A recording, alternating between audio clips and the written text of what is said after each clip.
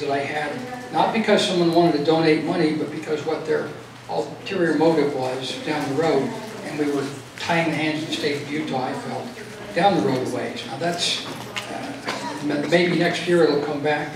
We'll have time to look at it a little better, and we'll structure it differently. And him and I are not on opposite teams. We're on the same team as far as education. We have one more question. And just a very quick question, so two parts to it. And I think that the first part you were beginning to allude to it, and it had to do with how we are addressing the needs of the diverse learners that are in our schools. And I think that you started to address this. So part of the question has to do with if we are essentially doing the same things that we've done in the past, and as a result we're not getting as much results as we should, the question is, what are those attributes that we're still doing that ultimately leads to change?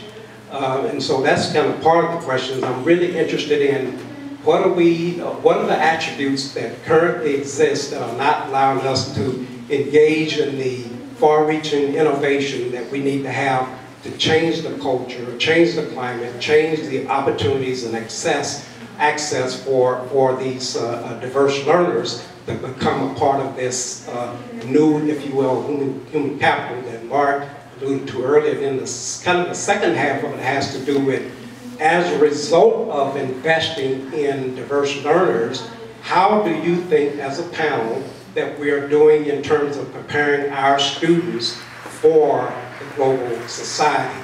Do you feel like that we're ultimately doing a good job at preparing our students in a way that they are competent in a way that they can engage societies other than our own?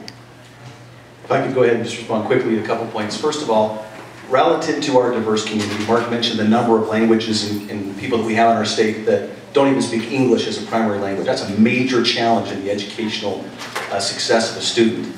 And right now we're spending $105 million a year annually remediating that group just to keep them, to try to keep them up at or near where the other students are in our education system. And frankly, it just isn't working. But we do have evidence that when we invest early with that specific group, that it literally removes the achievement gap. We don't have to spend that $105 million a year. Imagine what we could do in the education system if we didn't have to remediate all of those kids, but we could engage them and enable them to succeed when they come into our education system. That's part number one, and there's evidence that that innovative approach actually works. There's no reason to ignore it anymore or call it universal preschool. It is about engaging and supporting our most at-risk kids, identifying and focusing our dollars where it's going to have an impact. That's my primary point on how to engage that diverse community. Then once they're in the system, and they're a part of our educational infrastructure, and they can read and function at or above peer level, then we can maximize our investment in public education with those kids, and they can succeed right along with us. Nicole? I just wanted to mention that currently the Community Involvement Center here at Weber State University has partnered with the United Way of Northern Utah and are actually doing a needs assessment of the Ogden School District, which is one of those districts that have a lot of diversity in them. And we've just finished focus groups and are now working on a survey, but we're looking at some of those indicators that that maybe those children are lacking, some of the supports that they're lacking, and they have actually been given a Promise Neighborhood grant that they'll be using to try to help that school district and see things that will work in that school district, and hope that some of the outcomes from that will be able to be shared and used in other districts as well. Mark, you're itching to go? I think, the answer is fundamental. If you want to have a successful higher education institution or a UCAT institution, it all starts with public education. If you want to have a successful public education environment, it all starts at grades K through 3 and before. We need to systemically take a look and listen to the subject matter experts in the field. One size doesn't fit all, from Park City to Ogden to Tooele. What is needed to have a robust learning experience pre-K, K through 3? And that every child that we have has an opportunity to be successful. Somebody that I hold in very high regard in education, a gentleman by the name of Rich Kendall. Many of you may know Rich. He's been my mentor in teaching me about education for 3.5 years. He says, Mark, we don't lose kids in the 10th or 11th grade. We lose kids in the 3rd and 4th grade. We lose when they quit learning and get behind, and we remind them that they're not as good as everybody else because they get D's and F's.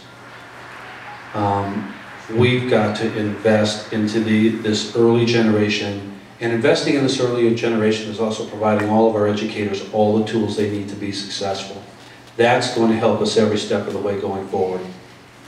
And it's a social issue, it's just not an education issue. We have to recognize that. We're out of time. I think we've had a great presentation from a great group. I hope you'll give appreciation.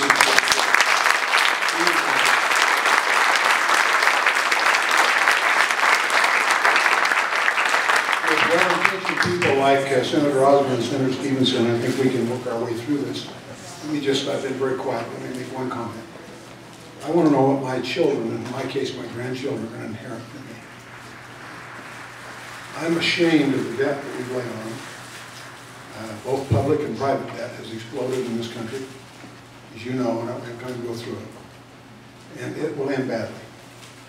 Make no mistake, it'll end. It will just end badly if we're not smart to figure it out, and I don't think we are. At the same time, our middle class is being decimated by globalization and by jobs that are being taken elsewhere.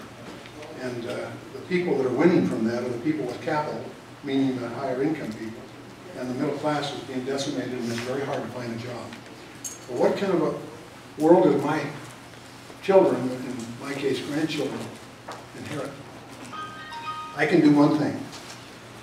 I can give them a world-class education. You need to join us in making sure that happens. Thank you.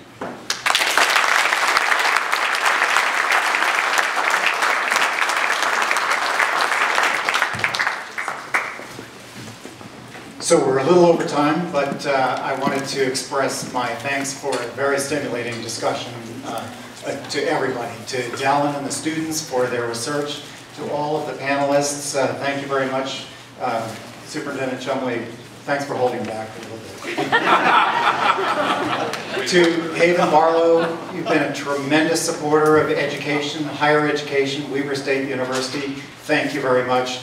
To Governor Walker, thank you. To Carol McNamara for organizing this. Thank you everyone for coming.